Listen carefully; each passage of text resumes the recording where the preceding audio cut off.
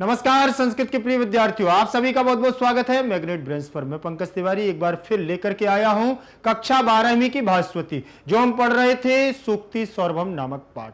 उसी का अगला पार्ट लेकर के आपके समक्ष आया हूं, तो आप लोग हमारे साथ बने रहिएगा और अपनी पुस्तक सामने जरूर रखिएगा, जिससे कि जो हम पढ़ने वाले हैं वो आपका स्पष्ट हो सके। देखिएगा स्क्रीन पर लिखा हुआ है कक्षा 12वीं संस्कृत केंद्रिक भास्वती द्वितीय भागः सूक्ति सौरभम अनुवाद भाग 5।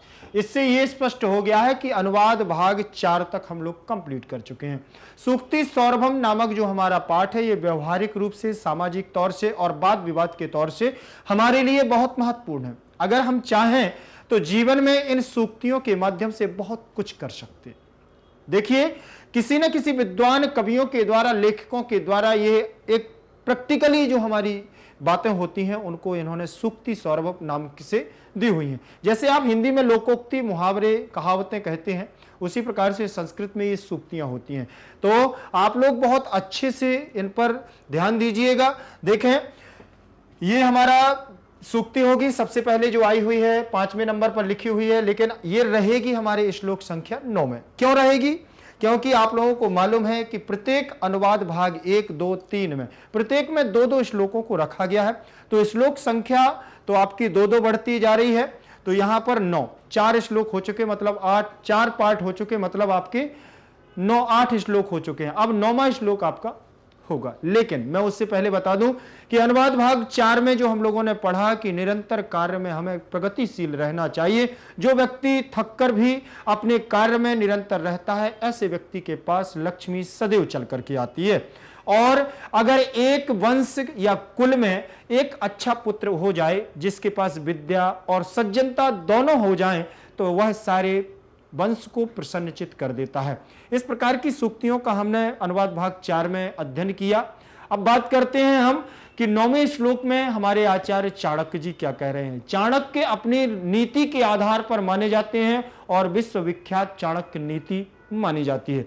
देखें, ये यहां पर दिया हुआ है कि गुण गुणम वेत्ति न वेत्ति निर्गुणा बली बलम वेत्ति न वेत्ति निर्बलः पिको वसंतास्य गुणम न वायसः करी च सिंहस्य बलम न मूषकः करी च सिंहस्य बलम न मूषकः।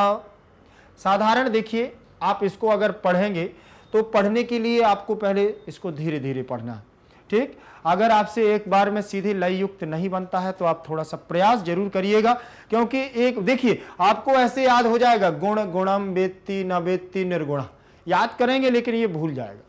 लेकिन जब आपको लय युक्त हो जाता है तो वो कभी विस्मरण नहीं होता है, भूलता नहीं है, इसलिए याद रखिएगा। जैसे यहां लिखा, गुण गुणम वेत्ति न वेत्ति निर्गुणः बलि बलम वेत्ति न वेत्ति निर्बलः पिको वसंतस्य गुणम न वायसः करी च सिंहस्य बलम न मूषकः। ये सबसे ज्यादा महत्वपूर्ण है कि जब किसी पंक्ति को पढ़ा जाता है तो इसकी यति गति तुक लय कहां कैसे रुकना है, ये हमारे लिए बहुत छंदोबद्ध रचना का मतलब ही क्या है। जो छंद के आधार पर हमें मात्राएं दी गई हैं, जो हमें मात्राओं का यति दी गई है, उस यति पर रुकना। जैसे यहां पर उन्होंने दिया कि गुणम गुणम वेत्ति न वेत्ति निर्गुणा बलि बलम वेत्ति न वेत्ति निर्बलः पिको वसंतास्य गुणम न वायसः करी च सिंहस्य बलम न मूषकः करी च सिंहस्य बलम न मूषकः। अब यहां पर आप भावार्थ को देखें, यहां पर हमारे चाणक्य जी क्या कहते हैं। चाणक्य जी ने बहुत अच्छी बात कही है कि गुण और गुणम वेत्ति, जो गुणी व्यक्ति होता है, जो गुणवान व्यक्ति होता है, वही गुण की परख कर पाता है, वही गुण की पहचान कर सकता है। अर्थात जो विद्वान व्यक्ति होगा वो विद्वानता को समझ पाएगा, जो योग्य व्यक्ति होगा वो योग्यता को समझ पाएगा, जो अच्छा व्यक्ति होगा वो उसके अच्छाई के गुणों को समझ पाएगा। यही उनका कहने का तात्पर्य ये है कि जो गुणवान होगा वो गुण को समझ पाएगा, और ना कि निर्गुण व्यक्ति। निर्गुण व्यक्ति कभी भी गुण को नहीं समझ सकता है। जिसके पास गुण है ही नहीं, वो क्या सीखेगा गुण को। वो क्या जानेगा? गुण को। अब बात करते हैं कि बली बलम वेत्ति न वेत्ति निर्बला। जो बलवान होता है, जो बलवान व्यक्ति होता है, वही बल को जानता है, वही बल की परख कर पाता है कि ये व्यक्ति कैसा है। बलवान व्यक्ति ही बल की परख कर पाता है, ना कि कोई निर्बल। कोई निर्बल नहीं कर सकता है। चाणक्य जी कहते हैं कि निर्बल व्यक्ति के पास आप रहोगे तो हमेशा निर्बल ही बने रहोगे, दुर्बल के पास बैठोगे तो आप भी दुर्बल हो जाएंगे, लेकिन जब बलशाली के पास बैठेंगे तो आप भी कभी ना कभी बल के पूर्वक कार्य करने की क्षमता रखोगे। इसीलिए हमें गुणवानों के पास बैठना चाहिए, हमें बलशालियों के पास बैठना चाहिए, निर्गुण और दुर्बल और निर्बल व्यक्तियों के पास नहीं। अब बात कर रहे हैं कि पिको वसंतस्य गुणम नवाय सहा। पिको वसंतस्य, वसंत ऋतु, जो वसंत ऋतु है ना, वसंत ऋतु के गुण को, वसंत ऋतु के षष्ठी लगी है इसलिए के आ जाएगा, वसंत ऋतु के गुण को, गुणम में द्वितीय विभक्ति, तो वसंत ऋतु के गुण को कौन समझ सकता है? पिको, पिकह अर्थात कोयल, कोयल ही समझ सकती है वसंत ऋतु के गुण को। न वायसा, न वायसा, और न वायसा का मतलब होता है नहीं कोई कौवा। कौवा नहीं समझ सकता कि वसंत ऋतु है क्या। वसंत ऋतु का महत्व तो समझेगी कौन? कोयल। अब बात करें आगे, चाणक्य जी क्या कह रहे हैं कि करी च सिंह से वलम नमो से कहा। करी माने हाथी, करी का मतलब क्या होता है? हाथी। और बोले और क्या हो सकता है? बोले हाथी। चा सिंहस्य बलम, हाँ शेर के बल को, सिंह के बल को, उस कितना बलशाली है, उसके अंदर कितनी ताकत है, इस बात को केवल और केवल हाथी ही समझ सकता है, ना कि चूहा। मूसका, मूसका मतलब चूहा, चूहा नहीं समझ सकता, समझेगा तो समझेगा कौन? हाथी। हाथी ही सिंह की ताकत को जानता है, ना कि चूहा। इसीलिए उन्होंने कह दिया है कि गुणवान व्यक्ति को गुणशाली व्यक्ति, गुण को गुणवान व्यक्ति ही समझ सकता है, और बलवान व्यक्ति को बलवान व्यक्ति ही बल को समझ सकता है, ना कि निर्बल। ठीक, और कोयल ही वसंत के गुणों को समझ सकती है, ना कि कौआ, और हाथी ही शेर के बल को समझ सकता है, ना कि मूसक। याद रखिएगा, ठीक है ना। अब बात करें यहां पर, तो वसंतस्य में षष्ठी विभक्ति लगी हुई है, वेत्ति में वेद धन ति वेत्ति, ठीक है ना, ये हमारा बना हुआ है वेद धातु से, विद धातु से बना हुआ है। वेत्ति लट लकार प्रथम पुरुष एक वचन का रूप, वेत्ति यहां है, यहां है, यहां है, ठीक है ना। और निर्गुणम में निह धन गुणम, निर्गुणम विसर्ग संधि हो जाएगी। निर्बलम में निह धन बल, निर्बला, यहां पर भी हमारा क्या हो जाएगा? विसर्ग संधि हो जाएगी। पिको व वसंतस्य में भी हमारी क्या विसर्ग संधि है, पिकह धन वसंतस्य, पिको वसंतस्य। अब करी शब्द हाथी का पर्यायवाची है, गजह का पर्यायवाची है, याद रखिएगा। सिंहस्य में षष्ठी विभक्ति लगी हुई है, बलम में द्वितीय विभक्ति लगी हुई है, यहां भी बलम में द्वितीय विभक्ति लगी है, यहां गुणम में द्वितीय विभक्ति लगी हुई है। ठीक, मूसका में प्रथमा विभक्ति लगी हुई है, और वायसा में यहां पर प्रथमा विभक्ति। अब इसके बाद चाणक्य जी के बाद अब आते हैं हमारे वैदिकीय सुभाषित संग्रह। वैदिकीय का मतलब ये निश्चित है कि हमारे जीवन के लिए कुछ ना कुछ औषधि स्वरूप ये श्लोक होगा। अगर हम इसको अपना लेते हैं अपने जीवन में, तो ये मान लेना कि हमारे जीवन में कुछ ना कुछ ये हमारे रोगों को क्या कर देगा? नष्ट कर देगा। ऐसा कौन सी ये दवा इन्होंने दे दी है, चलिए देखते हैं। लिखा है अजीर्ण भेषजं बारी जीर्णे बारी बलप्रदम भोजने चामृतं बारी भोजनान्ते विषपाहम विषापहम। अजीर्णे भेषजं बारी जीर्णे बारी बलप्रदम भोजने चामृतं बारी भोजनान्ते विषापहम भोजनान्ते विषापहम। चलिए अब देखते हैं यहां पर उन्होंने कितनी अच्छी बात कह दी है। आप इसको पढ़ते पढ़ते ही अगर भावार्थ को समझ पा रहे हैं तो आपके चेहरे पर गदगद और एक लालिमा दिखेगी, क्योंकि जो इसके भावार्थ को समझ जाता है उसके चेहरे को, उसको पढ़ने का भावार्थ ही बदल जाता है। क्यों? उन्होंने कहा अजीर्णे। अजीर्णे का मतलब होता है जब कोई भोजन पचता नहीं है ना, अपच जिसे बोलते हैं। आप क्या बोलते हैं उसको? अपच। कहते हैं आगे आज ऐसा लग रहा है खाना खाने के बाद की एसिडिटी बन रही है, पेट में भरा सा लग रहा है और खाना खाने का मन नहीं कर रहा है। ये क्या है? अजीर्ण है। अजीर्णे भोजनम, अजीर्णे भेषजम, अगर आपका भोजन अपच है और आप उसको पचा नहीं पाए हैं और आपको ऐसा लगता है, तो उस भोजन के बाद, आपको ना पचा होने के बाद अगर आप जल को ग्रहण कर लेते हैं तो वो जल आपकी दवा का काम करेगा। कैसा करेगा? दवा का काम, क्योंकि भेषजम का मतलब औषधि या दवा, दवा का काम करेगा। क्यों? क्योंकि आपका भोजन जो पचा हुआ नहीं है वो पानी जाएगा और उसको क्या करेगा? अंदर पचाएगा, और पचाने के बाद वह आपको क्या है? आपकी स्फूर्ति, आपकी तंदुरुस्ती और आपके अंदर जो अजीर्ण भोजन था उसको पचा करके कर देगा। ये हमारी दवा का काम करेगा। कौन? पानी। फिर उन्होंने कहा है कि जीर्णे बारी बलप्रदम, जीर्णे, अगर आपका भोजन पच जाता है, आपका भोजन क्या हो जाता है? पच जाता है, तो पचने के बाद अगर आप भोजन के बाद जल को ग्रहण करते हैं तो ये ध्यान रखिएगा कि वह बल को प्रदान करता है, भुजाओं में ताकत देता है, बल को प्रदान करता है। क्यों करता है? क्योंकि अब भोजन के बाद जब पूर्णतः हमारा भोजन पच गया है और इसके बाद पानी को हम ग्रहण कर रहे हैं, जल को हम पी रहे हैं, तो वह हमारा बल प्रदान करेगा, हमारी बॉडी में ताकत देगा। अब उन्होंने कहा भोजने चामृतम बारी, भोजने चामृतम बारी, भोजन के मध्य में, भोजन के मध्य की बात समझ रहे ना? अगर आप भोजन कर रहे हैं और बीच में अगर आपको जरूरत है तो आप आधा गिलास पानी बीच में ले सकते हैं। आधा भोजन करने के बाद आप क्या ले सकते हैं? जल ले सकते हैं। और वो जल कैसा काम करेगा? चा अमृतम, चा माने और, वह जल, चा माने और, वह बारी माने जल, वह जल कैसा काम करेगा? अमृतम, अमृत के समान आपको काम करेगा और आपकी बॉडी को तंदुरुस्त महसूस कराएगा। और अमृत का मतलब है जीवन, आपका आयु बढ़ेगी अगर आप इस प्रकार से निरंतर करते हैं। अब उन्होंने क्या कहा? भोजनांते विषापहम, भोजनांते विषापहम।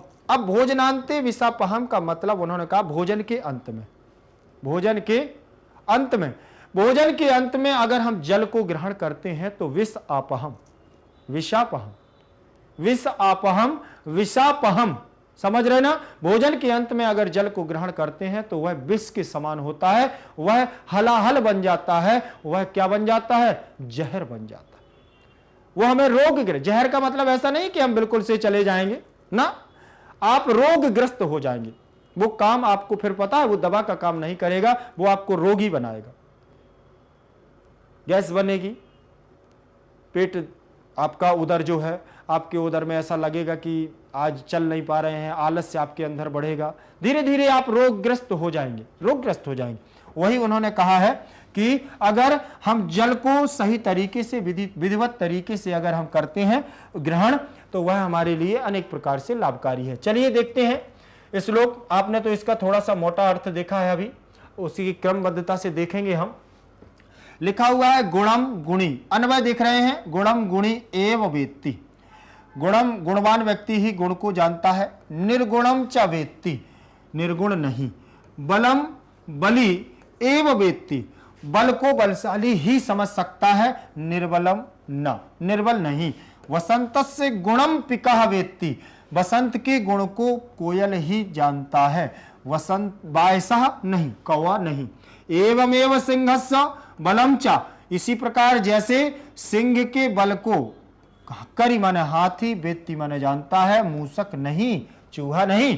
फिर दूसरे में कहा है उन्होंने अजीर्णे वारी भेषजम भवति, अजीर्णे वारी, अगर अपच के बाद भोजन जल को ग्रहण किया जाए तो वह दवा का काम करता है। जीर्णे च वारी बलप्रदम, और पच जाने के बाद जल हमारा बल को प्रदान करता है। भोजने वारी अमृतम, और भोजन के मध्य में जल को ग्रहण करने पर वह अमृत के रूप में कार्य करता है। भोजनांते च विषापहम भवति, और भोजन के अंत में वह विष के समान होता है।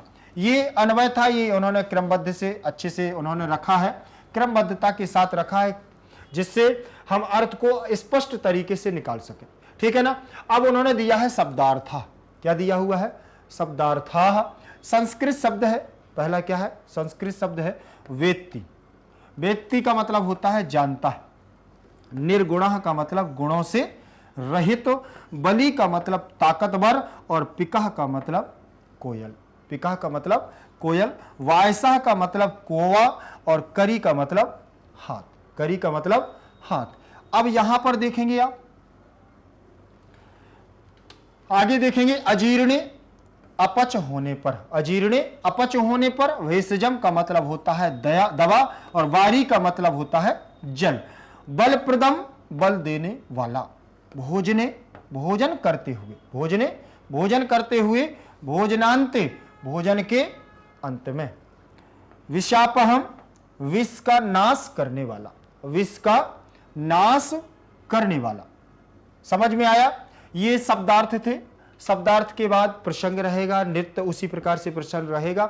जैसे देखिए सिस्टम वही रहेगा पढ़ने का कि सबसे पहले श्लोकों को पढ़ा, श्लोक को समझा, उसके बाद हमारा अन्वय रहेगा, अन्वय के बाद प्रसंग, प्रसंग के बाद फिर हम उसका सरल भावार्थ देखेंगे, संस्कृत में देखेंगे, भावार्थ देखेंगे, सरलार्थ देखेंगे, फिर उसकी व्याकरणात्मक टिप्पणियां हमारी कुछ रहेंगी संधि समास आदि प्रत्यय आदियों से। उसी क्रम से हम चल रहे हैं।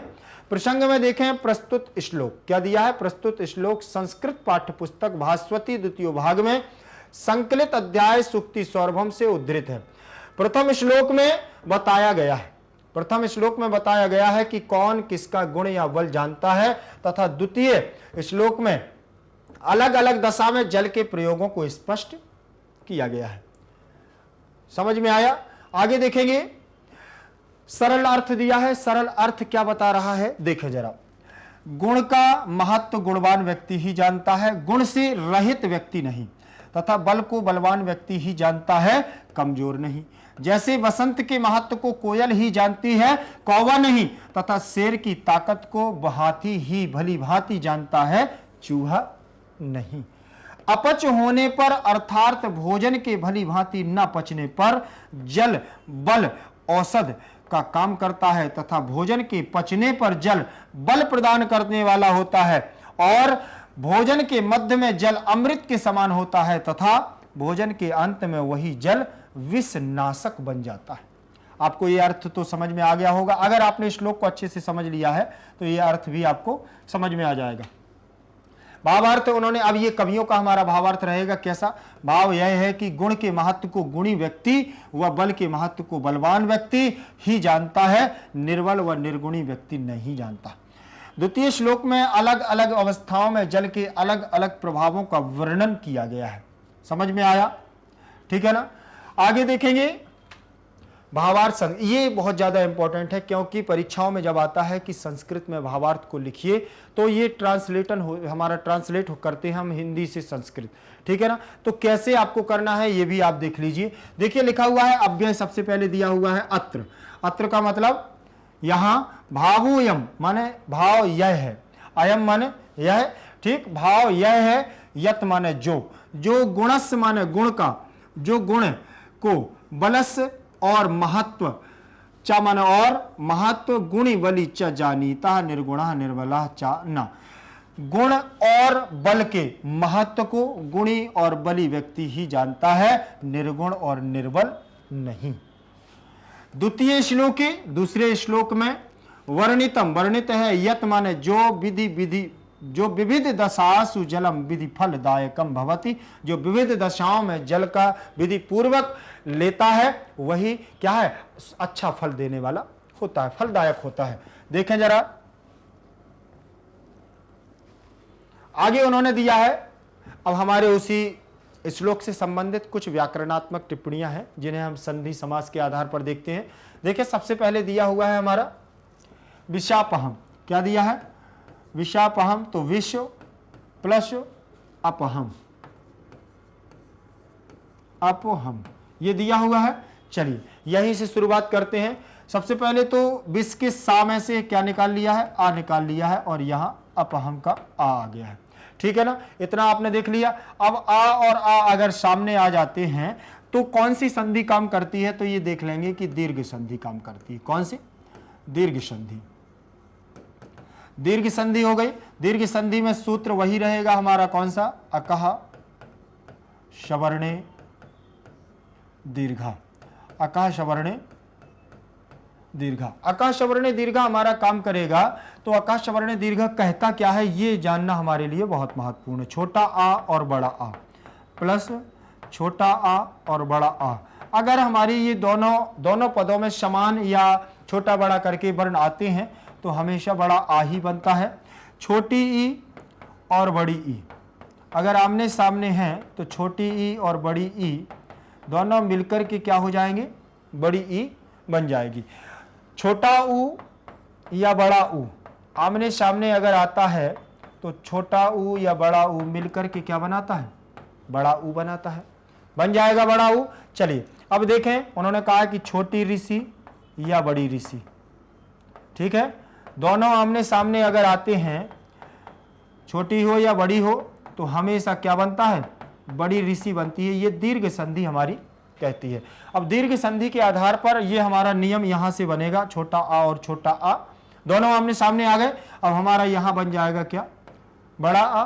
बड़ा आ जाने के बाद अब देखेंगे यहां पर हमारा कि जब आ गया है तो 20 में से क्या निकाल लिया गया है, 20 में से आ को निकाला और ये बड़ा आ गया है। और अपहम का भी आ निकल चुका है तो पाहम, इतना हो गया पहम। अब आ को सा में मिलाएंगे तो क्या बनेगा हमारा, क्या बनेगा, देखें विषा, क्या बनेगा, विषा पहम, क्या बनेगा, विषा पहम। बना है कि नहीं बना है, विषा पहम। चलिए अब बात करते हैं हम, विषा पहम बन गया है तो विषा पहम में संधि पूछेगा कोई कि कौन सी है, तो आप बतलाएंगे कि दीर्घ संधि है। और सूत्र अगर लगेगा तो कौन सा सूत्र लगेगा इसमें, दीर्घ संधि में आकाशवर्णी दीर्घा लगेगा। ठीक है, यहां तक तो आप समझ गए होंगे। चलिए बात कर रहे हैं कि आगे, इससे आगे हमारा क्या है। अब आगे देखें, दीर्घ संधि के बाद इसमें दिया हुआ है पिको वसंतस्य। क्या दिया है, पिको वसंतस्य दिया है ना। चलिए पिको वसंतस को थोड़ी देर के लिए अभी हम क्या है, इसको बैक करते हैं, पीछे करते हैं। क्यों, क्योंकि ये चाम्रतम और भोजनांते ये भी दीर्घ संधि के ही है। चलिए तो यहां से इसको बस निकाल लेते हैं और ये फॉर्मूला दोबारा नहीं लिखना पड़ेगा, इसलिए आप थोड़ा देखिएगा। सबसे पहले दिया हुआ है चाम्रतम। क्या दिया है, चाम्रतम। देखें, चा प्लस अमृतम, चा प्लस अमृतम, चा प्लस अमृतम दिया है ना। चा प्लस अमृतम में यहां पर आ जाएगा और यहां पर आ। इस चा में से क्या निकाला है, आ निकाल लिया है। तो दोनों मिलकर के अब क्या बनाएंगे, आप देख लीजिए। सेम कंडीशन वही हमारी जो इसके पहले वाली आई थी। आ के बाद आ गया है प्लस चिन्ह के बाद, देखिए आ के बाद आ गया है। जब आ के बाद आ गया है तो बड़ा आ ही बनेगा। ये हमारा बना हुआ है, बड़ा आ बना है कि नहीं बना। चलिए अब देखते हैं कि जब चा में से क्या निकाल लिया था, आ निकाल लिया था, तो चा हमारा आधा हो गया और ये हमारा बड़ा आ हो गया। अब इसमें अमृतम का आ भी निकल गया था और ये हमारा मृतम बचा हुआ है। क्या बचा है, मृतम। ये हमारा मृतम यहां पर बचा हुआ है। अब इसको वर्ण सम्मेलन कृत्य करेंगे तो वर्ण सम्मेलन कृत्य में ये हो जाएगा हमारा चा, बड़ा चा हो जाएगा और मृतम का ये हमारा लग जाएगा। चामृतम बन गया है कि नहीं, चामृतम। चलिए अब यहां तक आपने देख लिया है कि इसमें चामृतम हमारा बन गया है। अब आगे देखते हैं, इसमें हमारी संधि कोई पूछता है कि कौन सी संधि है, तो दीर्घ संधि आकाशवर्णी दीर्घा हमारा सूत्र आ जाएगा। याद रखिएगा, एक एक संधियों पर चर्चा इसलिए कर रहा हूं क्योंकि इससे बनने वाली चामृतम की जगह कोई भी आ जाए आपको बनना चाहिए, ये सबसे ज्यादा महत्वपूर्ण होता है। ठीक, चलिए चामृतम में दीर्घ संधि आकाशवर्णी दीर्घा सूत्र रहेगा। इसके बाद अब देखेंगे कौन सा, भोजनांते। क्या दिया हुआ है, भोजनांते, भोजन प्लस अंते दिया हुआ है ना। भोजन प्लस अंते दिया हुआ है तो देखें ये लिखा हुआ है भोजन प्लस अंते दिया है ना। भोजन प्लस अंते, इसका आ हो गया है और इसका आ हो गया है और दोनों आ को मिला देने पर हमारा क्या बना, बड़ा आ हो गया है, बना बड़ा आ। चलिए बात कर रहे हैं कि बड़ा आ बना हुआ है तो अब इसमें हमें संधि देखनी है ना कि बड़ा आ किससे बनाया है। तो देखो छोटा आ और छोटा आ मिलकर के क्या बना लिया, बड़ा आ बना लिया। सेम तीनों में एक कंडीशन चल रही है। चलिए अब लिखा हुआ है भोजन। क्या लिखा है, भोजन का आ निकल गया है तो ना हो गया हलन और ये हमारा बड़ा आ गया है और अंते का भी आ निकल चुका है तो आधा ना और ते हमारा रहेगा। चलिए आ को इसमें मिलाएंगे तो हमारा क्या बनेगा, भोजना, क्या हो गया, भोजनांते, क्या बना, भोजनांते, बना कि नहीं बना। चलिए भोजनांते बन भी गया। अब भोजनांते में दीर्घ संधि हो भी गई और अका सवर्ण दीर्घ हमारा सूत्र लग भी गया, इनका तो पता चल गया, पता चल गया कि इसमें दीर्घ संधि है। बहुत सारे शब्द ऐसे आ जाते हैं कि जब इनमें हमें पता नहीं चलता है कि कौन सी संधि है, फिर क्या करोगे। इसके अलावा अगर दूसरा शब्द आ जाता है तो फिर क्या करोगे, वहां दीर्घ संधि कैसे पता करोगे, ठीक है ना। तो ये आप लोगों को जरूर सीखना है कि कैसे पता करेंगे। चलिए अब इसके बाद ये हमारी दीर्घ संधि हो गई। अब इसको करते हैं यहां से क्या, रफ। चलिए अब आगे देखेंगे, एक हमारा अभी हमने छोड़ दिया था बीच में पिको वसंतस, क्या छोड़ा था, पिको वसंतस, तो उसको देखेंगे पिकहा, पिकहा प्लस वसंतस, वसंतस्य,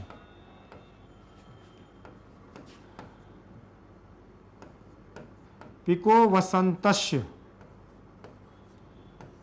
बना कि नहीं बना, वसंतस्य, पिको वसंतस्य दिया हुआ है। चलिए अब बात करें पिको वसंतस्य में, तो यहां पर विसर्ग संधि आपको स्पष्ट दिख रही है कि इसमें विसर्ग संधि है। कौन सी संधि है इसमें, विसर्ग संधि है।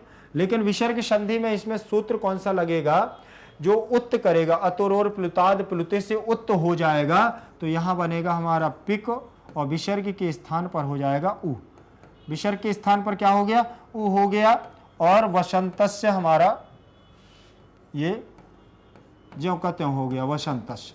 चलिए कोई नहीं, देखते हैं। आ के बाद देखें, आ यहाँ है, का में आ है, उसके बाद उ आया है, और आ के बाद उ आता है, तो गुण संधि लग जाती है। कौन सी संधि लगती है, गुण संधि। आ के बाद अगर उ आ जाए, देखो आ छोटा हो या बड़ा हो, उसके बाद छोटा उ हो या बड़ा उ हो, और अगर आ जाए तो उ बन जाता है, ये गुण संधि कहती है। गुण संधि का आद गुणः सूत्र कहता है, ठीक। तो यहां पर भी वही बनेगा हमारा गुण, और ये बन जाएगा पिक की जगह पिको, क्या बन जाएगा, पिको, और ये रहेगा वसंतस्य, ये रहेगा हमारा क्या, वसंतस्य। वसंतस्य दोनों को मिलाएंगे और शब्द बनेगा हमारा का पिको, पिको वसंतस्य, पिको वसंतस्य आ गया ना। अब इसमें कौन सी संधि हो गई, विसर्ग। विसर्ग के अंदर एक हमारी संधि होती है उत्त संधि। कौन सी, उत्त संधि। यहां तक तो आपको समझ में आ गया होगा। चलिए अब बात करते हैं कि इसमें और सारी संधियां विसर्ग संधि में आ सकती हैं क्या, हाँ आ सकती हैं। जैसे आपके श्लोक में आपने देखा है कि एक दिया हुआ था निर्वला, क्या दिया हुआ था, निर्वला दिया हुआ था कि नहीं, निर्वला। और एक दिया हुआ था दुर्बला, क्या दिया था, दुर्बला दिया था कि नहीं। ये सारी क्या है, ये संधियां तो हैं।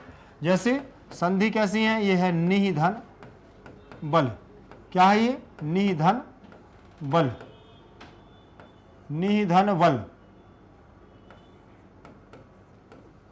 ठीक। और यहां हमारा हो जाएगा दुहधन बल, दुहधन बल दिया हुआ है कि नहीं दिया है, दुहधन बल हो गया। अब यहां पर भी हमारी विसर्ग संधि की वही प्रोसेस रहेगी, सा होगा, रा आएगा, दा होगा, सा होगा, यहां पर भी रा आ जाएगा, तो ये बनेगा हमारा रा यहां आ जाएगा और यहां पर रा आ जाएगा, और बन जाएगा हमारा क्या, दुर्बल और निर्बल, ठीक। तो ये आपने देख लिया यहां तक।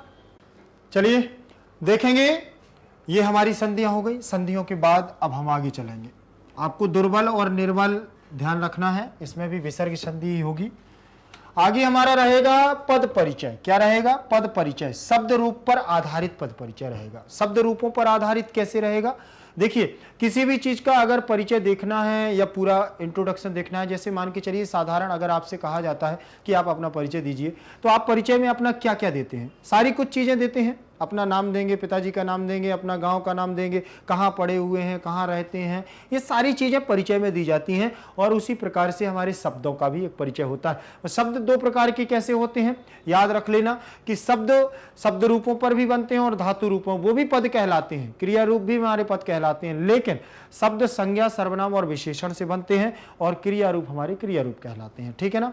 ये शब्द रूपों पर आधारित है हमारे कुछ पद परिचय। देखें सबसे पहले दिया हुआ है यहां गुणी, क्या दिया हुआ है, गुणी दिया हुआ है। गुणी यहां पर थोड़ा सा देखिए मुद्रण दोष हुआ है, तो आप इसको सुधार लीजिएगा। गुणी दिया हुआ है और यहां पर बली होगा, मली नहीं। ठीक, ये मुद्रण दोष है, हो जाता है, कंप्यूटर है, ये इलेक्ट्रॉनिक चीज़ें हैं, कभी थोड़ा ध्यान ना दिया गया। जो टाइप करते हैं तो वो भी इंसान हैं, हम आप जैसे, कहीं ना कहीं गलतियां हो जाती हैं, तो इसको थोड़ा सा आप सुधार कर लीजिएगा। ठीक है ना। यहाँ लिखा है गुणी और यहाँ लिखा है बली। अब बात करें कि गुणी शब्द कैसे बना है, तो गुणिन शब्द से बना है गुण। गुणिन शब्द है, नकारांत है, हलंत का है। गुणिन शब्द कैसा है हमारा, कैसा है, नकारांत है और हलंत का है, नपुंसक लिंग का है। शब्द है प्रथमा विभक्ति एक वचन में हमारा रूप बनेगा गुणी, गुणी गुणे गुणानी। ठीक है ना, ऐसे बनेगा। ठीक है ना, गुणों गुणा, गुणी गुणों गुणा। ठीक, अब ये बन गया बलि। बलिन शब्द है, सेम देखना, गुणिन वड़िन, प्रथमा विभक्ति एक वचन, दोनों एक समान है और एक समान ही बनेगी। ये प्रथमा विभक्ति, विभक्ति पूछे कि गुणी शब्द में कौन सी विभक्ति है, तो प्रथमा विभक्ति, और कौन से वचन का है, तो एक वचन आप बोल सकते हैं। प्रथमा विभक्ति एक वचन, ये आपको ध्यान रखना है। ठीक है ना। फिर दिया हुआ है अजीर्णे। क्या दिया हुआ है, अजीर्णे। अजीर्णे में दिया है तो अजीर्ण शब्द होगा। क्या होगा, अजीर्ण, अजीर्णे नहीं, अजीर्ण ऐसे होगा। देखिए ये केवल और केवल रा की मात्रा होगी, एक ही नहीं, अजीर्ण रहेगा। आप इसमें नहीं समझ में आ रहा है, इसमें देख लो, ये लिखा है अजीर्ण, ये हमारा शब्द रहेगा। और इसमें देखें अणा में आ दिया हुआ है, मतलब ये अकारांत है। कैसा है, अकारांत। अजीर्ण कैसा शब्द है, अकारांत है, और सेम हमारे अकारांत के समान, राम के समान ही रूप चलेंगे। तो सप्तमी विभक्ति एक वचन में बनता है रामे, यहां बनेगा हमारा अजीर्णे। कैसा बनेगा, अजीर्णे। बन गया कि नहीं बन गया, अजीर्णे।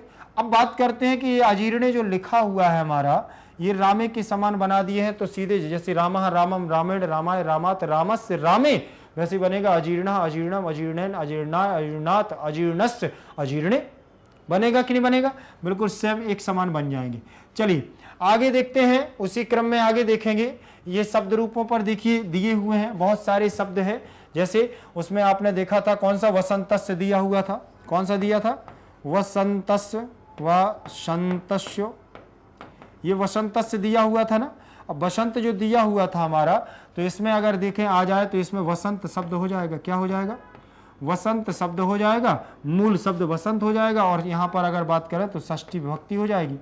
क्या हो जाएगा, षष्ठी विभक्ति हो जाएगी, और एक वचन हो जाएगा। क्या हो जाएगा, एक वचन हो जाएगा। लो, इसका परिचय हो जाएगा, परिचय हो गया ना वसंतस का। तो इस प्रकार से हम किसी भी शब्द का परिचय दे सकते हैं। मैं अपने नाम का भी परिचय दे सकता हूं। कैसे, जैसे यहां लिख दिया है पंकजस्य। क्या लिख दिया है, पंकजस्य, ये लिखा है ना पंकजस्य, तो कमल का पर्यायवाची भी कह सकते हैं। पंकजस्य लिखा है तो सेम हो जाएगा, यहाँ पंकज हो जाएगा शब्द। क्या हो जाएगा, पंकज शब्द हो जाएगा, और षष्ठी विभक्ति एक वचन में रूप बन जाएगा पंकजस्य। बनेगा कि नहीं बनेगा। आप देखिए, अगर आप किसी भी प्रकार से अगर आप बनाते हैं तो कोई भी शब्द आ जाए, आप उसका पद परिचय बना सकते हैं शब्द रूपों पर आधारित। पद परिचय में कुछ नहीं, ज्यादा कठिन नहीं होता। अब यहां देखेंगे, यहां ये दिया हुआ है धातु रूप, धातु रूप। अब यहां पूरे श्लोकों में आपको पता है धातुओं में तो सब कुछ क्या आया है, केवल वेत्ति आया है। गुणी गुणम न वेत्ति, गुणी गुणम वेत्ति, और बलि बलम वेत्ति आया है कि नहीं, करीच सिंहस्य बलम वेत्ति। तो ये सब जगह वेत्ति आया है। वेत्ति हमारी किससे बन रहा है, विद धातु से बन रहा है, और विद धातु हमारी जानने के अर्थ में होती है, ज्ञान के अर्थ में होती है। लट लकार है, प्रथम पुरुष एक वचन, वर्तमान काल। किस में आ जाएगा, वर्तमान काल। वर्तमान काल है, प्रथम पुरुष एक वचन में हमारा रूप बनेगा वेत्ति, वेत्तः, वेत्ति, वेदंती। ठीक, वेदंती। तो इस प्रकार से बन गया है वेद धातु से गुण होकर के वेत्ति। ठीक है ना। गुण कैसे हो जाएगा, जैसे तिप प्रत्यय जुड़ेगा ना, ये विद और तिप रहेगा, विद तिप रहेगा, इतना तो आप समझ गए। तिप प्रत्यय में ता शेष रहे, वो ती शेष रहेगा, पकार की संज्ञा तस्लोपा से लोप हो जाएगा। अब यहां पर दा है, और ये हमारा इसमें ई को ए गुण हो जाएगा, तो बे दा, और दा को अब हम यहाँ क्या ले जाए, चर्त संधि में ले जाएंगे। तो चर्त संधि का मतलब होता है दा अपने ही वर्ग के पहले अक्षर में परिवर्तन कर लेगा तो यहां बन जाएगा दा की जगह ता, दा की जगह क्या हो गया ता, दोनों को मिलाएंगे तो ये बनेगा हमारा क्या वेत्ती, बनेगा कि नहीं बनेगा। इस प्रकार से हमारा वेत्ती बन जाएगा। तिप प्रत्यय है और तिप प्रत्यय आपको पता होना चाहिए कि हमारे कितने होते हैं, 18 होते हैं। तिप प्रत्यय कौन कौन से होते हैं, 9 परस्मय पद के होते हैं, 9 आत्मनेय पद के होते हैं। जैसे देख लेंगे यहां तिप तस झी, तिप तस झी, सिप थस था, सिप थस था, मिप मिप थस, तिप थस थस थस मिप मिप वस वस मस, तिप तस झी, सिप थस था, मिप वस मस, ता ताम झा, ता ताम झा, था सा थाम, था सा थाम, था सा थाम, था सा थाम, ध्वम ध्वम, इड वही, महिंग। ये सूत्र आप देख लीजिए क्या लिखा हुआ है, तिप तस झी, सिप थस था, मिप वस मस, ता ताम झा, था सा थाम, ध्वम, इड वही, महिंग। बना है कि नहीं बना। तो यहां से देखें तिप तस झी, सिप थस था, मिप वस मस, यहां तक ये परस्मय पद के हैं, हमारी किसके हैं, परस्मय पद, परस्मय पद के हैं और परस्मय पद। और ये आगे हमारे दिए हुए आत्मनेय पद, आत्मनेय पद, इन पे चर्चा करेंगे हम, बहुत अच्छे से करेंगे, लेकिन अभी तो बस आप लोग ध्यान रखिए कि ये हमारे कौन है, तिंग प्रत्यय के, तिंग प्रत्यय हैं और ये हमारे 18 होते हैं। ये तिप, यही तो तिप यहाँ जोड़ा है अभी मैंने विद में जो जोड़ा है यही तिप जोड़ा है, ठीक है ना। चलिए आगे देखेंगे, आगे उसी क्रम में चलेंगे। वेत्ती देखिए पद परिचय हमारा धातु रूपों पर आधारित था, धातु रूपों के आधारित पद परिचय के बाद अजीर्णे आया है जिसमें समास पूछा गया है। अजीर्णे, अब पहली बात तो इसमें आ लगा हुआ है तो सबसे पहले ना जीर्णे इति अजीर्णे, आप सीधा सीधा कह सकते हैं। अगर आपको नई तत्पुरुष समास कहीं नहीं मिलता है तो फिर बाद में आप विभाव लगा सकते हैं, ठीक है ना। लेकिन जब इसका विग्रह करेंगे तो आ को हटा करके ना को जोड़ दिया जाता है आगे, और अजीर्णे, ना जीर्णे इति अजीर्णे, ना जीर्णे इति अजीर्णे, जिसे जो पचा ही नहीं है वही तो अजीर्ण कहलाएगा, इसलिए इसमें नई तत्पुरुष समास हमारा हो जाएगा। समझ में आ गया। फिर इसमें लिखा हुआ है बलम, बल प्रदम, क्या लिखा है, बल प्रदम, बल प्रदम में दिया है बलम प्रददाति यत तत् बहुब्रीहि, बलम प्रददाति, जो बल को देता है, प्रदान करता है, जो बल को प्रदान करता है, तत् माने वो, वही तो कहलाता है बलशाली, बहुब्रीहि समाज। फिर लिखा है भोजनांते, भोजनस्य अंते षष्ठी तत्पुरुष समास, भोजन के अंत में, भोजन के अंत में अर्थात भोजनांते, भोजन के अंत में षष्ठी तत्पुरुष समास हो जाएगा। भोजनस्य में षष्ठी विभक्ति और अंते में सप्तमी विभक्ति लगी हुई है, ठीक है ना। यहाँ यत माने जो और तत् माने तत्ते तानि बे, ठीक है ना। तो ये भी अव्यय है, ये भी अव्यय है, और अव्ययों को ध्यान रखिएगा और आगे आगे धीरे धीरे पढ़ते चलिएगा।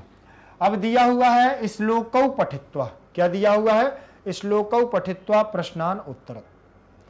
श्लोकौ आप देखिएगा यहाँ पर जो श्लोकौ लगा हुआ है क्यों लगा है, अगर ऐसा भी कह सकते कि श्लोकम पठित्वा, श्लोकौ क्यों लगाया है, श्लोकः पठित्वा ऐसा भी कह सकते थे, या श्लोकाः पठित्वा ऐसा भी कह सकते थे, या श्लोकस्य पठित्वा ऐसा भी कह सकते, लेकिन यहां इन्होंने लिखा है क्या, श्लोकौ। क्यों लिखा है, कारण मैं बता रहा हूं। आप लोगों को पता है कि प्रत्येक पार्ट में कितने श्लोकों को रखा गया है, बताएं जरा, आप बताएं कितने श्लोकों को, 2 श्लोकों को रखा गया, चाहे वो पार्ट अनुवाद भाग 1 हो, चाहे अनुवाद भाग 2 हो, चाहे अनुवाद भाग 5 हम पढ़ रहे हैं जो वो हो। प्रत्येक भाग में अनुवाद में कितने श्लोकों को रखा गया है, 2-2 श्लोकों को रखा गया। तो जो ये बात कर रहा है ये अनुवाद भाग 5 की बात कर रहा है, वो ये कह रहा है श्लोकौ पठित्वा, जो हमारे अनुवाद भाग 5 में श्लोकौ माने द्विवचन का रूप है श्लोकौ, जैसे रामः रामौ, रामः रामौ रामाः, वैसे श्लोकः श्लोकौ श्लोकाः, समझ में आ गया होगा, ठीक, तो श्लोक को मतलब वो कह रहा है दोनों श्लोकों को पठित्वा माने पढ़ करके, कत्व प्रत्यय लगा है तो अर्थ भी निकलेगा काय का, पढ़ करके। दोनों श्लोकों को पढ़ करके प्रश्नान माने प्रश्नों के, उत्तरत माने उत्तर दो। अब यहां द्वितीय का बहुवचन, यहां उत्तरत लुट लकार है, आज्ञार्थक दिया गया है। अब देखेंगे इसमें पहले 5वें नंबर के क्वेश्चन में इन्होंने दिया हुआ है पहला क्वेश्चन, एक पदेन उत्तरत, एक पद के द्वारा तृतीया लगी हुई है, एक पदेन में तृतीया लगी हुई है जैसे, तो उन्होंने कहा एक पदेन उत्तरत, एक पद के द्वारा उत्तर दो। अब एक पद के द्वारा उत्तर देना है तो कैसे देना है एक पद के द्वारा उत्तर, तो पूरे सब गुणी किम वेत्ति, गुणी किम वेत्ति, गुणवान व्यक्ति क्या जानता है, गुणवान व्यक्ति क्या जानता है, गुणम, गुण को जानता है। गुणशाली जो गुणवान व्यक्ति होता है वो गुण को पहचान सकता है, इसके अलावा निर्गुण नहीं। फिर लिखा है बलम कहा वेत्ति, बल को कौन जानता है, बल को कौन जान सकता है या जानता है, तो आपको पता है सेम, देखो यहां से लगा लो, गुणी का गुणम, तो बलम का बली, गुणम का गुणी, बलम का बली, गुणम का गुणी, बलम का बली, गुणम का गुणी, बलम का बली, ठीक, गुणी का बलम, बलम का बली, यहां बली आ जाएगा, देख लीजिए आप कौन आ जाएगा, बली आ जाएगा। तो बल को कौन जान सकता है, जो बलशाली होगा वही जान सकता। अब आगे देखें, जलम कदा बल प्रदम भवति, जल कब बल प्रदान करता है, बल प्रदान करने वाला होता है। जल को कब पीना चाहिए जिससे कि वह बल प्रदान करे, तो क्या होता है, भोजने, भोजने मध्य, भोजन के मध्य में अगर हम जल को ग्रहण करते हैं और जब हमारा भोजन पच जाता है, तो भोजन के मध्य में जब हमें क्या है, अमृत के समान हो जाता है भोजन के मध्य में, और जब हमारा क्या खाना पच जाता है तब हमें जल पी लेना चाहिए, तो वह हमारा किसके काम में आता है, बल को प्रदान करने वाला होता है। ठीक है ना, चलिए आगे देखेंगे, उसी क्रम में दिए हुए हैं, ये हमारे एक पदेन उत्तर थे। इसके बाद दिया है, अभी और है इसमें, सिंहस्य बलम, क्या दिया है, सिंहस्य बलम का न कह न जानाति, सिंहस्य बलम कह न जानाति, शेर के बल को कौन नहीं जानता, शेर के बल को कौन नहीं जानता, तो शेर के बल को कौन नहीं जानता, मूस कहा, कौन नहीं जानता, मुस्का, मुस्कम न जानाति, देखें जरा, मुस्का, शेर के बल को कौन नहीं जानता, मूसक नहीं जानता है बल्कि करी जानता है।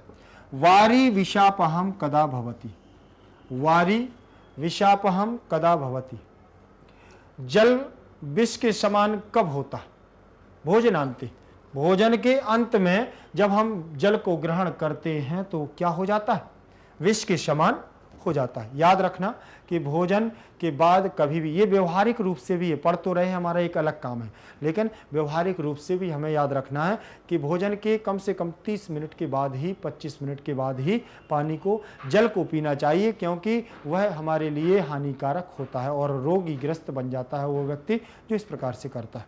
ठीक है ना, चले आगे देखेंगे, उसी क्रम में आगे दिया हुआ है पूर्ण वाक्येन उत्तरत, क्या दिया हुआ है, पूर्ण वाक्येन उत्तरत, पूर्ण वाक्य के द्वारा उत्तर दो, पूर्ण वाक्य के द्वारा उत्तर देना है। अब तृतीय विभक्ति इसमें भी लगी हुई है, इसमें हमारा लोट लकार लगा हुआ है आज्ञार्थक, पूर्ण वाक्येन उत्तरत।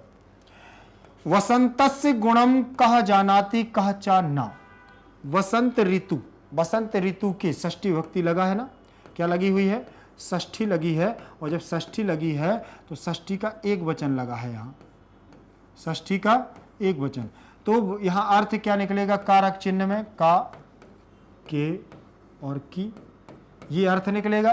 तो वसंत के, वसंत ऋतु के गुणम माने गुण को, यहाँ द्वितीय लगी हुई है, क्या लगी है, द्वितीय विभक्ति लगी हुई है, तो यहाँ गुण द्वितीय विभक्ति में आ जाएगा, गुण को, क्योंकि इसका कारक चिन्ह क्या होता है, को, द्वितीय विभक्ति कर्म कारक को।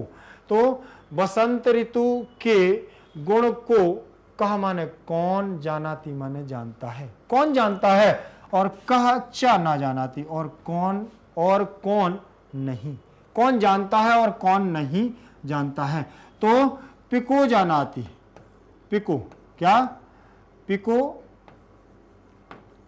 पिको माने पिकह, मो कोयल, कौन हो जाएगी, कोयल, और वायसा, क्या हो जाएगा, वायसा। पूर्ण वाक्य में उत्तर देना है, पहली बात तो ये देख लीजिए पूर्ण वाक्य में कैसे होगा। पिको वसंतस्य गुणः पिकः, वसंतस्य गुणम पिकः जानाति, बसंत के गुण को कौन जानता है, तो पिकः जानाति। कहा चा ना जानाति, तो वायसा ना जानाति, वायसा ना जानाति। समझ में आ गया होगा, ठीक। ये हमारा हो जाएगा गुण को जानने वाली कोयल है और नहीं जानने वाला कोयल है, कौवा है। अब कोयल और कौवा ये दोनों याद रख लेना कि कभी आपसे भविष्य में पूछा जाए संस्कृत में वायस माने क्या होता है, तो कोयल, कौवा, कौवा, और कोयल की बात करें तो पिकह कैसे। कोयल का एक और होता है परभृत, क्या होता है, परभृत माने भी कोयल ही होता है, ठीक है ना। परभृत का मतलब भी हमारा क्या होगा, कोयल ही होगा, और वायसा का मतलब भी हमारा क्या होगा, कौवा होगा, याद रखिएगा। फिर दिया हुआ है भोजने वारी कीदृशम भवति, भोजने, भोजने का मतलब होता है मध्य में, भोजने माने मध्य में, भोजने वारी मध्य में, भोजन के मध्य में, वारी माने जल को किस प्रकार होता है। अगर भोजन के मध्य में जल को ग्रहण करते हैं तो किस प्रकार का होता है, तो अमृतम भवति, कैसा होता है, अमृत के समान होता है। अगर भोजन के मध्य में हम जल को थोड़ा सा ग्रहण कर लेते हैं तो वह अमृत के समान होता है। तो भोजने में, भोजन में, वारी भोजन के बीच में, तो भोजने में पंचमी भक्ति लगी हुई है, वारी हमारे जो बना हुआ है वारी के रूप चलेंगे, और भवति भू धातु लट लकार प्रथम पुरुष एक वचन के समान रूप हो जाएगा, ठीक है। फिर इसके बाद दिया हुआ है हमारा निर्देशानुसारम उत्तरत, क्या दिया हुआ है, निर्देशानुसारम उत्तरत, अर्थात निर्देश के अनुसार उत्तर दो। निर्देश के अनुसार क्या, अर्थात जो हमारे दिए हुए श्लोक हैं उनके निर्देश, या जो नीचे दिए गए हैं ये निर्देश। हाँ, तो जो नीचे दिए गए हैं वही निर्देश हमारे माने जाएंगे। सबला, सबला इत्यस्य किम विपर्य पदम।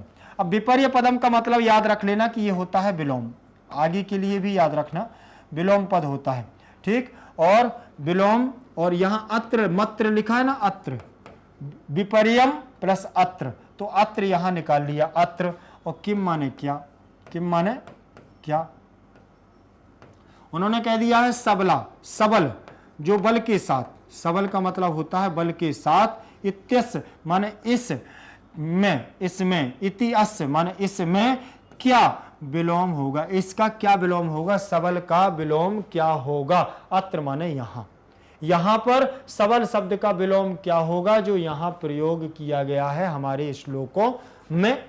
तो निर्बल का विलोम क्या होगा, सबल, निर्बल का विलोम क्या होगा, सबल, निर्बलः सबलः, निर्बलः सबलः। अब यहां कई बार ऐसा होता है कि ऐसा भी कह सकते हैं कि दुर्बल भी हो जाएगा, क्या दुर्बल भी हो जाएगा, हाँ बिल्कुल हो जाएगा, ठीक। देखें निर्बल हो गया। फिर लिखा हुआ है गजः इत्यर्थे किम पदम अत्र प्रयुक्तम, गजः जो यहाँ दिया हुआ है, गज माने आपको बताया है मैंने कि हाथी ही होता है, गज का मतलब हाथी होगा। तो यहाँ गजः इत्यर्थे, जो ये गजः अर्थ निकला है, ये गजः किस शब्द से निकला है, माने क्या, क्या पदम अत्र प्रयुक्तम, कौन सा, किम माने क्या, क्या पद, कौन सा पद, पद माने पद, कौन सा पद, अत्र माने यहां, प्रयुक्तम माने किया गया है। इस श्लोक में ऐसा कौन सा पद प्रयोग किया गया है जिसका अर्थ यहां हाथी निकल रहा है।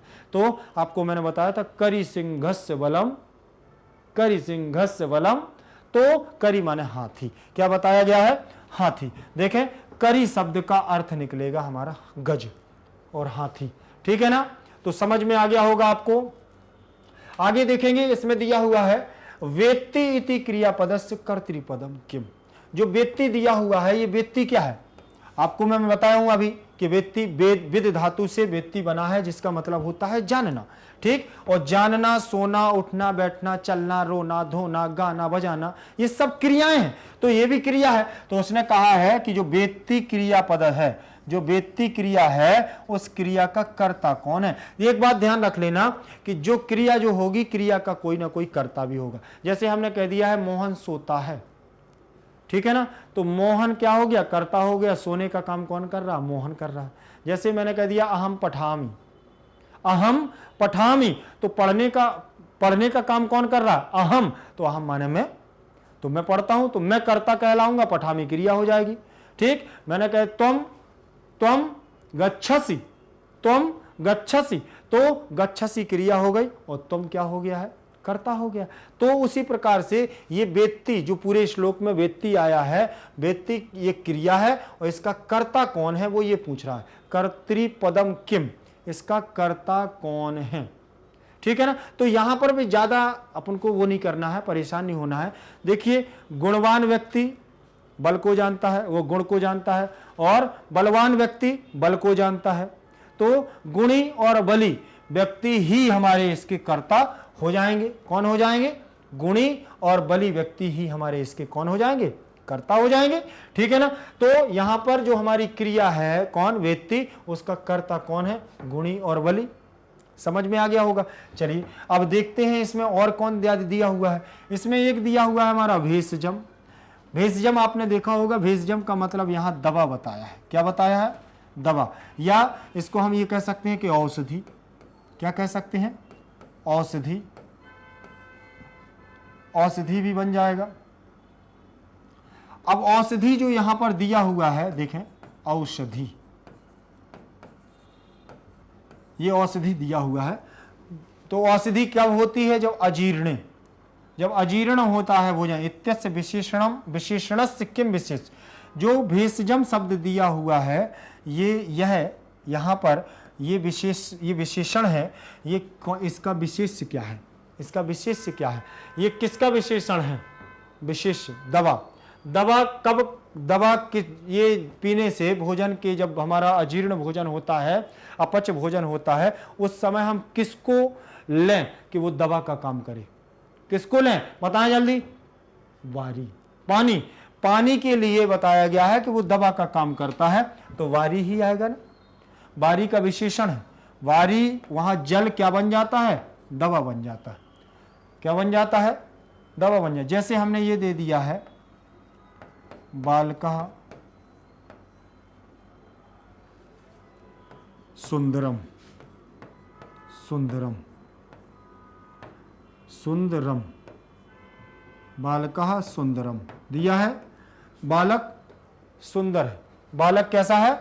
बालकः सुंदरम, बालक सुंदर है। और यहां दे दिया है हमने वारी भेषजम, वारी भेषजम। बालक सुंदर है, पानी दवा है। बालक सुंदर है, पानी दवा है। तो ये हमारे कर्ता हो जाएंगे। क्या हो जाएंगे? विशेष्य। क्या हो जाएंगे? ये विशेष्य हो जाएंगे। अगर बालक ना होता तो सुंदर का क्या होता? कौन सुंदर होता? कोई नहीं, बालक ही तो सुंदर है। दवा, यहां पानी नहीं, पानी जब ना होता तो दवा की काम कौन करता? कोई ना करता। पेट में गैस बन रही है, बनती रहती, एसिडिटी बनती रहती है, आपकी कोई दिक्कत नहीं है। ठीक है ना। तो वारी यहां दवा का काम कर रहा है, पानी दवा का काम कर रहा है, इसलिए वारी का विशेषण कौन है? भेषजम। चलिए, समझ में आया होगा आपको। ठीक है। अगर कोई यहां पर चीजें समझ में ना आई हो तो थोड़ा सा आप कमेंट में जरूर बताइएगा, क्योंकि उस पर चर्चाएं कब हो सकती हैं? जब आप बताएंगे। आप बताएंगे नहीं तो उस पर चर्चाएं नहीं हो पाएंगी। ठीक है ना। तो आप लोगों को परेशान होने की बिल्कुल भी जरूरत नहीं है, चिंता भी नहीं करना है। आप किसी भी माध्यम से हो, चाहे सीबीएसई आप इंग्लिश मीडियम से हो, चाहे सीबीएसई आप हिंदी मीडियम से हो, UP Bihar board, MP board, कहीं से भी हो, बिल्कुल भी चिंता करने की आपको जरूरत नहीं। क्यों? क्योंकि चिंता करने के लिए हम लोग तो बैठे। मैग्नेट ब्रेन्स परिवार आपकी हर संभव, हर समय बिल्कुल एकदम तत्पर बैठा हुआ है आपकी तैयारी के लिए। तो आप लोग भी बढ़िया से अच्छे से पढ़ते रहिएगा। और याद रखना कि जो हमारे परिवार के नए सदस्य जुड़ रहे हैं उनके लिए मैं बता दूं कि अगर उन्हें नई वीडियो की अपडेट चाहिए तो वह लाइक शेयर कमेंट के साथ बेल आइकन को दबाना ना भूलें। क्यों? क्योंकि बेल आइकन दबाने से आपकी स्क्रीन पर आते हैं वीडियो की नई अपडेट। ठीक। और अगर जिन्हें ये पता नहीं है कि हमारे यहाँ पर नोट्स प्रोवाइड कराए जाते हैं तो उन्हें बता दूं कि ई नोट्स और ई बुक्स के माध्यम से यहाँ पर आप नीचे हमारी लिंक डिस्क्रिप्शन बॉक्स में दी हुई है, आप संपर्क करें तो ये आप मिल सकते हैं। और जिन्होंने अभी तक सब्सक्राइब नहीं किया है वो जल्दी से सब्सक्राइब कर लें। ठीक है ना। तो आप लोग हमारे साथ बने रहिएगा। मैग्नेट ब्रेन्स परिवार आपके उज्जवल भविष्य की कामना करता है। धन्यवाद।